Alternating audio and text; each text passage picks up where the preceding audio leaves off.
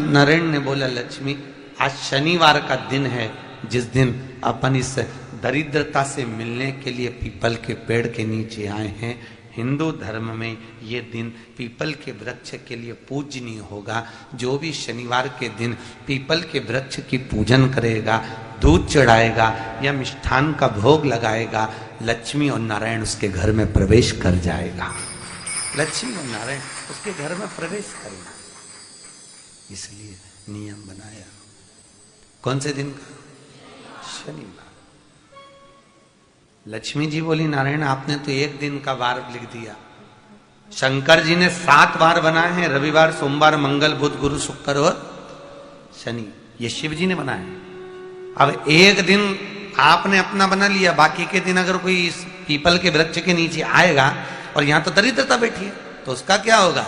भगवान नारायण बोले, सुन दरिद्रता, तेरे से एक विनती है, अगर कोई भी मनुष्य इस पीपल के पेड़ के नीचे अगर 7 दिन में आता है और उसके हाथ में अगर कोई सामग्री होती है तो तू उसके घर में प्रवेश नहीं करेगी।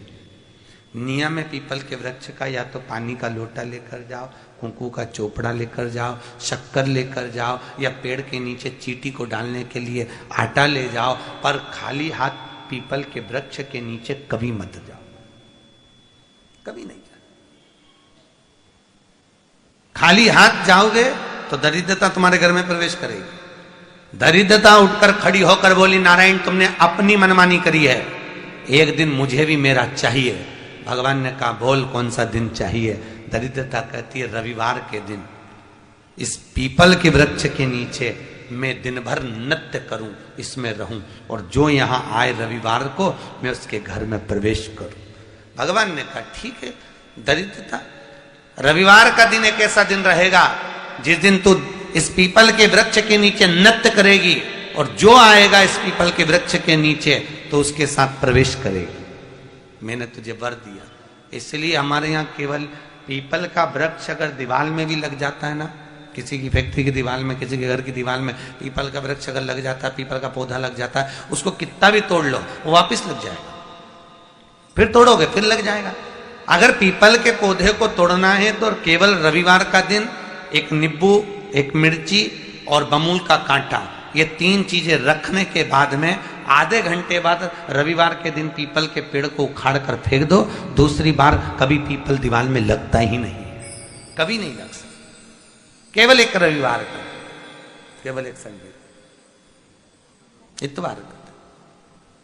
घर में दीवारों पर अगर पीपल लग भी गया है, इसलिए पीपल के वृक्ष को उखाड़ने का, अगर घर में पीपल लगा हुआ है या पीपल का पौधा हमारे घर में लग गया, उसको उतारना, निकालना, लगाना, तो पीपल के वृक्ष को अगर निकाला जाता है तो रविवार के दिन, और अगर पीपल के वृक्ष को कहीं लगाया जाता है तो सोमवार के दिन या मंगलवार के दिन, बुधवार के दिन, इन दिनों में लगा सकते पीपल के वृक्ष कहीं लगाना।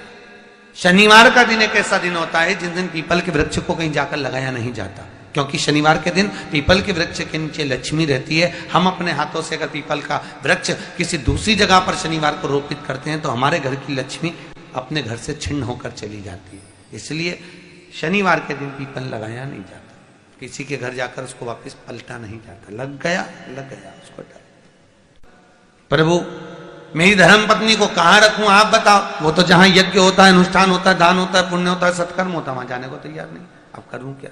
भगवान ने बोला, एक काम करो। दुर्वासा जी बोले, जिसके यहां रात्रि में बर्तन झूठे पड़े रहते हो, उसके घर में इस दरिद्रता को लेकर तुम प्रवेश कर जाना। जिसके यहां रात्रि में बर्तन झूठे पड़े हो वहां लेकर प्रवेश कर जाओ। दूसरी जगह दुर्वासा जी बोले, जो स्त्री घर में दोपहर के समय पर सो रही हो उसके घर में इसको लेकर प्रवेश कर जाइए। जो स्त्री दोपहर के समय में घर पर सो रही हो, इस दरिद्रता को लेकर प्रवेश कर जाइए। तीसरा, जिसके यहां पर दरवाजे पर कांटे वाले पौधे लगे हों उस घर में इस दरिद्रता को लेकर प्रवेश कर जाइएगा। दरिद्रता, कितनी सुंदर बात कही है। दाता और विधाता, कौन कौन? दाता और विधाता। लक्ष्मी और दरिद्रता के सगे भाई हैं। कौन कौन? दाता और विधाता। दाता को फिटकरी प्रिय है, विधाता को नमक प्रिय है। ये दोनों हमेशा लक्ष्मी को और दरिद्रता को दोनों को समझाते थे, दोनों में प्रेम बढ़ाते थे। आज भी हिंदू धर्म की रीति है, यहां तो ठीक है, जिसके यहां पर भी अगर थोड़ी सी भी परेशानी होती है, थोड़ा सा क्लेश होता है, अशांति होती है, लक्ष्मी नहीं टिक रही हो, काम नहीं बन रहे हो, बहुत प्रयास करा जा रहा हो और हमारा कार्य नहीं होता, तो क्या करते हैं? फिटकरी और नमक को पानी में डाल देते हैं और घर में पोछा लगा देते हैं। आप लोगों ने आजकल फेसबुक पे भी पढ़ा होगा, व्हाट्सएप पे भी पढ़ा होगा। तो क्यों लिखा उसमें? उसका कारण ही केवल ये है कि दाता और विधाता की प्रियता उसमें। माता ख्याति के जो 4 बच्चे हुए, इसमें जो 2 लड़के हैं, दाता और विधाता, उसकी प्रियता, उसकी पूर्णता उस। अब दुर्वासा जी बोले अपनी धर्म पत्नी को वहां लेकर, जहां कांटेदार पौधे लगे हों वहां पर लेकर प्रवेश कर जाइए।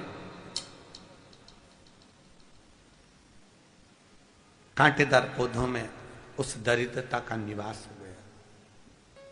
कितना विचित्र कथा यहां वर्णन करी है।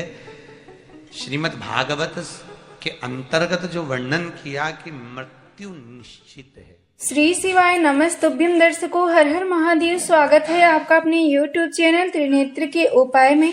शनिवार के दिन का बहुत ही विशेष महत्व होता है। शनिवार के दिन जो भी व्यक्ति पीपल के वृक्ष की पूजन करते हैं, सुबह के वक्त आप पीपल के वृक्ष में 1 लोटा जल समर्पित करते हैं और साथ में गाय का कच्चा दूध और मिष्ठान समर्पित करते हैं, तो आपकी जो भी मनोकामना है, आपकी मनोकामना पूरी होगी और आपके घर के जो भी दोष हैं वो दूर होंगे, क्योंकि पीपल के वृक्ष में अनेक देवी देवताओं का वास होता है। ऐसे में पूजनीय पंडित जी कहते हैं, जो भी व्यक्ति शनिवार के दिन पीपल के वृक्ष की पूजन करते हैं, सुबह के वक्त 1 लोटा जल समर्पित करते हैं और प्रदोष काल में घी का दीप लगाते हैं, उनके घर में कभी संपदा की कमी नहीं आती है। उनके घर में भगवान भोलेनाथ का आशीर्वाद सदैव बना रहता है।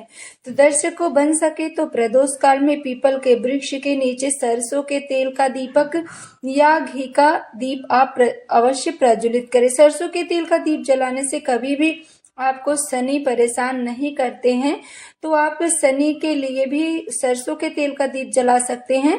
नहीं तो आप जो भी दीप जलाना चाहते हैं, घी का या तिल के तेल का, तो आप जला सकते हैं। आप इस विशेष उपाय को जरूर करिएगा। और जो भी भाई बहन चैनल पे पहली बार आए हैं, अभी तक आपने त्रिनेत्र के उपाय को सब्सक्राइब नहीं किया तो सब्सक्राइब जरूर करें, ताकि पूजनीय पंडित जी के बताए गए उपाय हम सबसे पहले आपके पास पहुंचा।